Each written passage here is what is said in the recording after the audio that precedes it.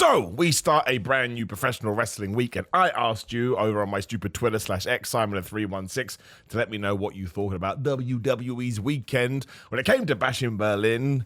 And as usual, you didn't disappoint. And we start with Mark Jones, who says, in terms of what's next, I hope it's Gunther holding the title until at least WrestleMania. I'm a fan of the Fanny's booking of having him lose to Cena at WrestleMania to give Cena his 17th world title win, but that may be a pipe dream. Well, I will tell you this, I am a big fan. I'm an advocate too of John Cena holding that championship, even if it's only for a day. There's always a way to make it work, because John Cena is quintessentially linked to WWE, whereas someone like Ric Flair, who has the current record, even though he actually has way more than 17, or whatever the flub it is, with the NWA and WCW, etc., whereas John Cena is Mr. WWE through and through, and I just think that would be a nice cap for his career, given that he went, 20 years non-stop, which is pretty impressive. And actually, of all the people out there, Gunther is probably the guy to do it with. He doesn't have a crazy wrestling style. He's very old school, which I think would lean towards where John Cena currently is in his career. But also, he's so good at playing a bad guy. He's so good at playing a heel. I think he could get under fan skins enough that nobody would be like, oh my gosh, can't believe we were dropping out Gunther to John Cena. I mean, somebody would be like that, complete with the D'Lo Brown head tilt. But out of everybody that could lose a championship to John Cena, I think Gunther is probably the guy. Like, just say right now, for example, Cody Rhodes, right? He's got a championship. People, I think, would be furious about that. If we went to a Seth Rollins, same kind of a thing, a Roman Reigns, we can continue to go down the list. I mean, maybe with a Randy Orton, but I don't think he's going to have a championship. So I actually think if you do want to do that at WrestleMania, especially because then you have like 8 more months of John Cena throughout 2025, it's not the worst idea in the world, but Gunther has to get his revenge, right? This is what I'm talking about. It has to be like a B movie. We cannot get to the end of John Cena's run and Gunther hasn't beaten him. Doesn't matter if the championship is on the line or not. When John Cena has gone away for good, we need Gunther to be able to say, I'm the ring general and I whoop that guy's ass. But in terms of what, we saw at Bash in Berlin, I mean, if Gunther can start saying I beat Randy Orton and I beat John Cena, maybe even in the first match, you can have Gunther win. And then you can even have John Cena go, okay, well, you beat me in the first one. I won a match 2, but this time I'm going to put my career on the line, blah, blah, blah. Ipso facto, nice and easy, go talk to your nan. So, Mark, I think you're onto something. And we go to B33 Bubble Brox is what I'm going to call you. I'm sure it's your real name. Who says, even if it's not the feud's blow-off match, the 4-corner style strap match didn't really do it for me. Any other style of strap collar bull rope match would have been a better choice in my opinion. I don't really care. I don't mean that in a bad way. Like, I quite like the goofiness and silliness of wrestling. I'm not sure where the green light, red light, it's that song, green light, red light, came into play with touching turnbuckle pads. And I think people have gone back to the Bryan Danielson, Ricky Stark strap match they had. I believe that was what, and said they prefer that one. Whatever. Like, all I care about is story and feuds and characters and promos and anything like that. I wasn't offended by it. That's the WWE way of doing things. I think it's better probably to have options than not have options, because you can then kind of tailor make it. And I thought that Drew and CM Punk did the best possible job they could within those surroundings. I mean, I'll be honest with you, Bubble Brox, I haven't thought about it since. James says, the first PLE that I haven't watched in over a year. It feels like the booking is a bit too predictable at the moment, and the card just didn't have enough there to get me interested in watching. I've loved Paul's booking. I love it when people call Triple H Paul. At least put a Levesque in there. I love his booking on the most part, but the 5-match shows are leading to a lot of repetition in my opinion. Well, I'm never going to get mad at predictable booking, because booking should be predictable. I don't want to go back to my old analogy, but I will. When I sit down to watch a rom-com, I don't want one of the 2 leads to shoot the other one in the face. Now, there absolutely will be a time for that, and I love it, but if you do it all of the time, then you lose the impact of a surprise, and a surprise has to be kept held back, otherwise you just run into the ground too quickly. You become Vince Russo. I'm not taking shots at him, but the evidence is there, and after a while, it just gets so laborious. Sometimes I just want the good guy to win, right? So I do not have a problem with predictable booking, as long as the stories and, once again, the promos all make sense. There probably is something to being this sort of tied in to the 5-match. It mostly happens on B pay-per-views, right? Premium live events. I think you always want to be flexible, and I think you always want to sort of have alternatives in there. I really liked Bash in Berlin, right? I thought it speeded by. I enjoyed all the matches, so I don't want to be too critical of it, but I have seen that one a lot. So I do think if you have some extra matches in your back pocket, maybe shave some minutes off one match and get another match in there, I don't think that's a problem. And sometimes actually having a 5-minute match on a pay-per-view card gets the crowd going. Like, you'd have to worry about that when we go to Europe because wrestling fans are so crazy over here. But I don't think everything has to be 15 to 20 minute match, 15 to 20 minute match. Again, you want to keep people on their toes. And maybe if you did do that, the predictableness wouldn't feel as predictable. But I'm not massively against just doing the 5 matches, especially because I find that they usually load up the SmackDown 24 hours beforehand.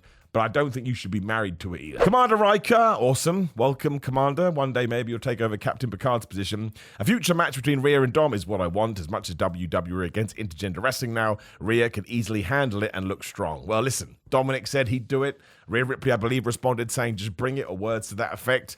We should do it, right? The best thing about professional wrestling is as long as everybody involved agrees, you can do whatever you want, right? You could put someone dressed as a llama in the ring.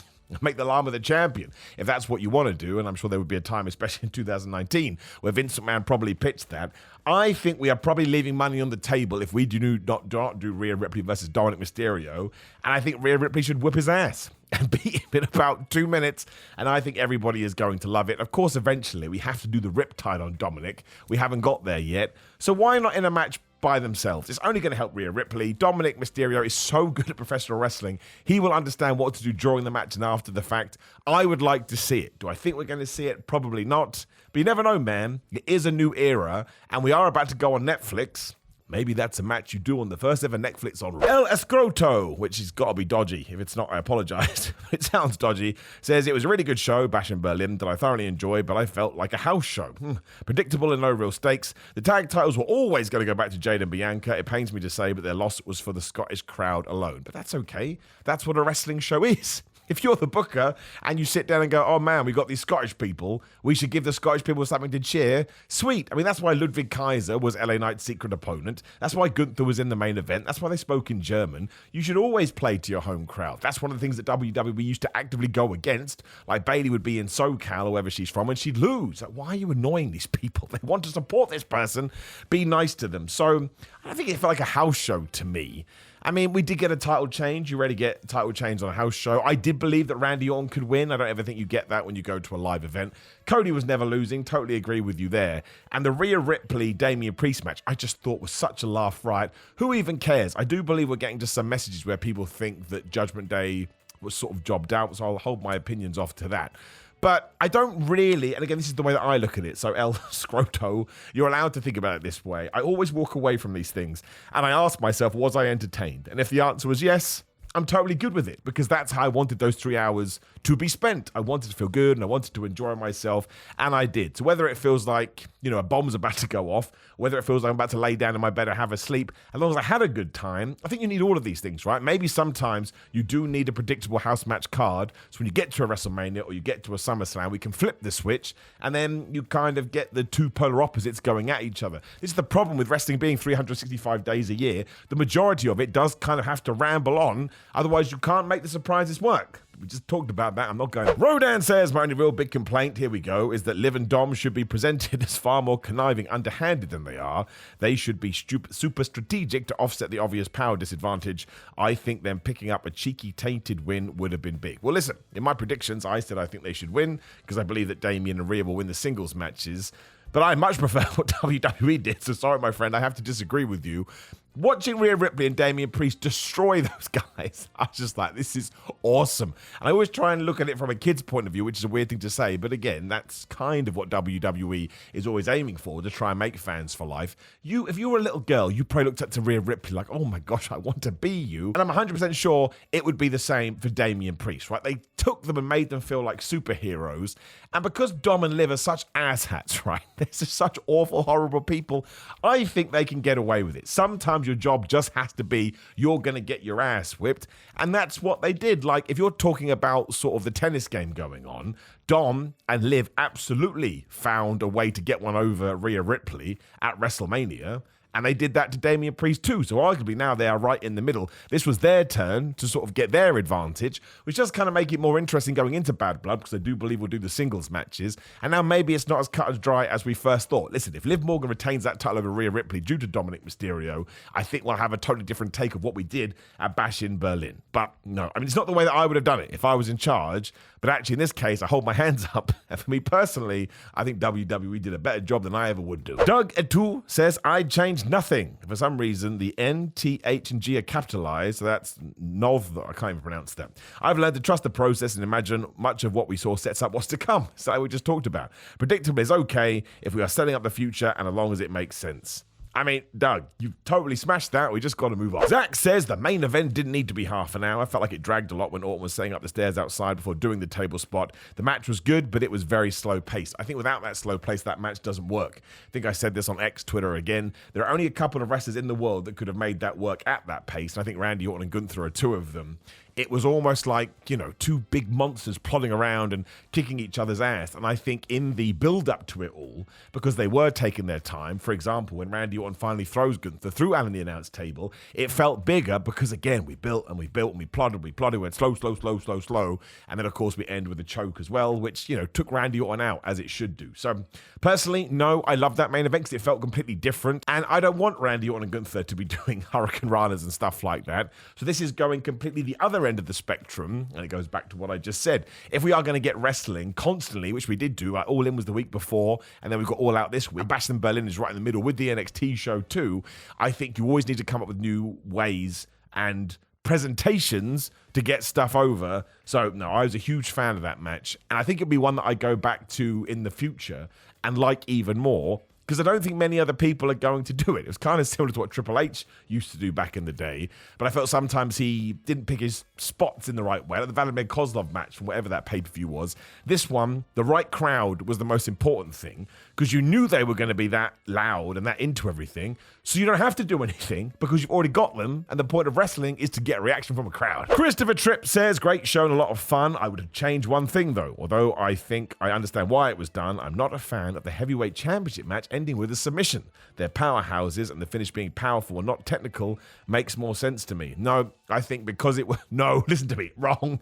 Because it was presented like a fight, and I think because we're so aware of stuff like UFC and MMA, if somebody locks on a choke, most people, obviously not you, Chris, and you're entitled to your opinion, see it as a big deal. I certainly did. Like, it would have been totally different 20 years ago, but again, UFC is so popular and it's become such a casual product, like people see it on social media, etc. They understand what submissions means. It's why the armbar has been able to be used so successfully in wrestling, because people go, oh wait, I've seen that in quote-unquote real fights, and it absolutely will snap the bone. And I still think there is this idea in wrestling that getting pinned 1, 2, 3 is the worst thing that can happen to a wrestler, whereas you can't breathe and you're going to die. Oh, your body passed out. It's a way to protect somebody like Randy Orton, and that even though he does lose clean, maybe there's a little asterisk there too. So no, I absolutely would have rather the technical submission finish, and I don't actually think you're going to get another one because the first match was the most devastating move in all of sports and entertainment. So sorry, Chris, you're out of luck. JB Photography says the women's tag team belt shouldn't have changed hands. It'd be great to see Bianca and Jade implode with a heel turn for Bianca. I do not want Bianca Belair to turn heel ever. She's the greatest babyface ever. I think Jade would fit into that role far better. And no, I think it's too soon for that because that match will happen at WrestleMania. We're now in early September, so October, November, December, January, February, March, April. You can't get that going for 7 months. Nobody could. Nobody is that good. So I think you need to save this for down the line. And now they should go on their proper dominant run. I think the other person, sorry, I've forgotten who it was now, was probably right. We probably did do it for the Scottish fans. So let's double down on our new Legion of Doom. And when we get towards the end of 2024, early 2025, then they can split up, pick your babyface, pick your heel, get to WrestleMania 41, do the feud. I think it's going to be pretty good. The Evil of AQ says, Simon, you bald so-and-so. Thank you very much. Bash in Berlin needed that street feud with Michin on there. It was a pay-per-view level match. Don't understand this criticism. And again, dude, you're totally allowed it. You got it for free on television. Why would you want it to be moved where you had to pay more money? It was a pay-per-view level match. It was really fun. We had a championship on the line. Michin got killed at the end of it. If you want to send $50 to someone or $10, I don't know what it is anymore, on Peacock, send it to me. There's a bunch of information in there. I'll take your money. I don't care about how much money or people are not making or are making within the world of wrestling. I want everyone to do well, of course.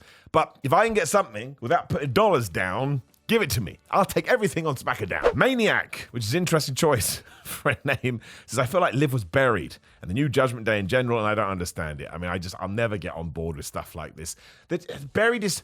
Who got buried? I don't know, I can't think of anybody now. They did not get buried. They are a top-tier group that are featured on Raw all the time, and one of them is a champion. That's not buried. That's doing your role. They're the heels. They're meant to get their ass kicked. I do not understand. I'm yelling at you now. Again, fair play, you allowed your opinion, but this one is just totally lost in my brain.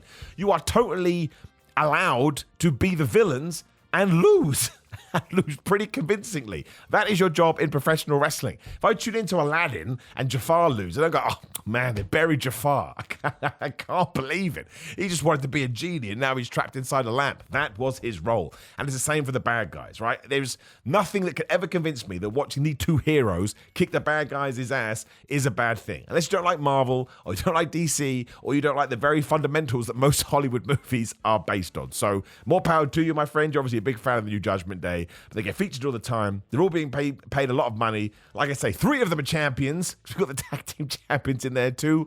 And Carlito gets free apples every week. It's all totally fine. And why not end on a rant? It's always a fun way to end a video. But as always, you're going to have more thoughts about the weekend, so drop them in the comments below. Then please do interact with the video, like the video, share the video, and subscribe. Click the BAM video on the screen, which is my review of Bash in Berlin, so you can get all of this broken down into little bits. Otherwise, it is grillermind.com/Simon. You can get 10% off. And if you are watching this on Monday, it'll be 30% off some pre-workouts, so check that out. At GoGo Fitness, use code Simon20 to get fit with Anthony at GoGo. Who wouldn't want to do that? Patreon.com/Simon316. Simon316 on all social media. Simon J. Miller on TikTok. Simon Miller on personalized video service Cameo. I'll say whatever you want. Otherwise, it's ProWrestlingTees.com/Simon Miller. But more importantly, just watch as many videos as possible because my algorithm's screwed because YouTube is very frustrating. I appreciate you, my friends, and I'll see you soon.